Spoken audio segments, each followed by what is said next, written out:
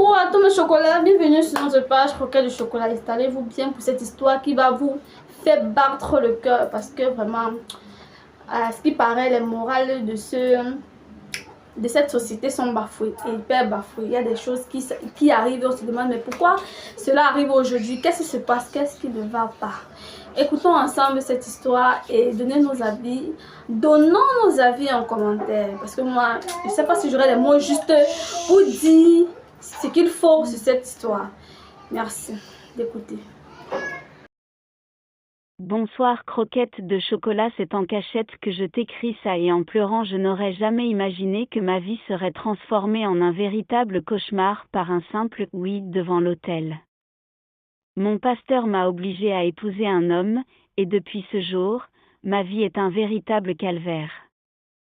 Il y a 6 mois, quand le pasteur de notre église m'a convoqué pour une réunion spéciale. Il m'a annoncé que Dieu avait choisi un époux pour moi. Je n'avais pas mon mot à dire, il fallait obéir, un point C. Et tout. Le futur marié? Un homme d'affaires, souvent absent, et avec des rumeurs étranges circulant sur lui, on disait qu'il avait des comportements mystiques.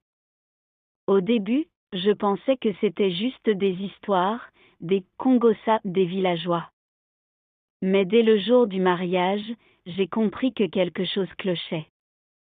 Mon époux avait un regard froid et distant, et surtout, il regardait beaucoup mon pasteur dès que nous nous sommes installés à la maison. Chaque nuit, il se livrait à des rituels étranges. Il faisait des va-et-vient dans la chambre 3 fois, puis il s'est endormi cette nuit-là, nous n'avions pas eu de relation sexuelle.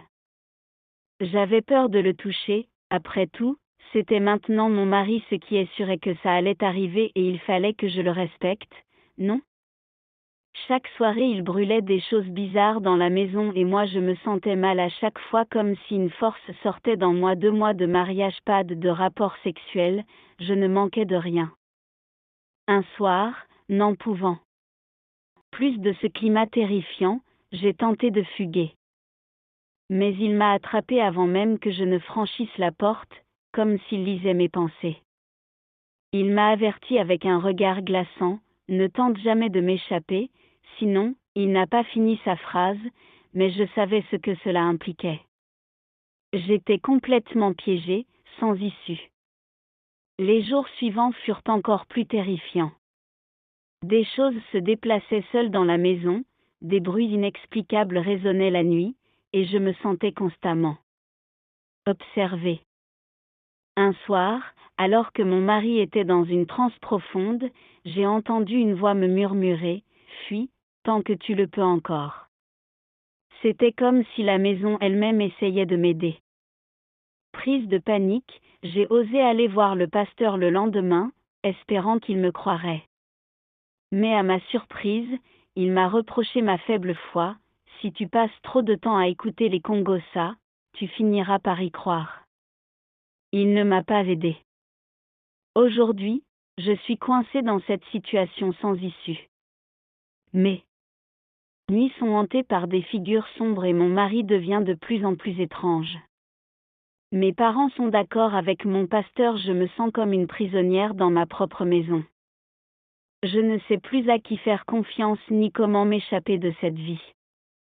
Je demande aux fans qui lisent mon histoire, que feriez-vous à ma place?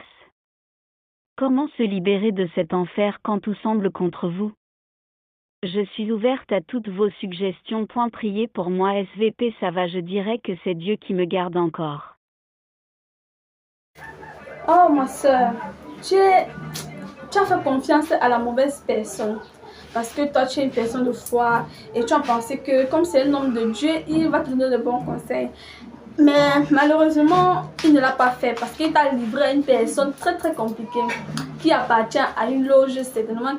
Ils sont même à l'intérieur ensemble.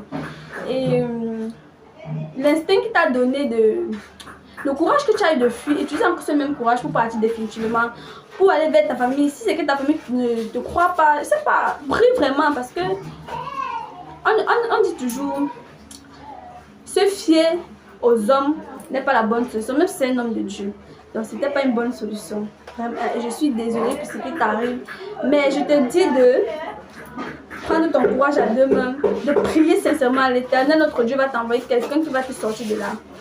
Merci de laisser vos avis en commentaire. N'oubliez pas de vous abonner sur nos pages Croquettes de chocolat, Facebook, Croquettes de chocolat, YouTube pour plus de vidéos intéressantes. Merci et à très bientôt.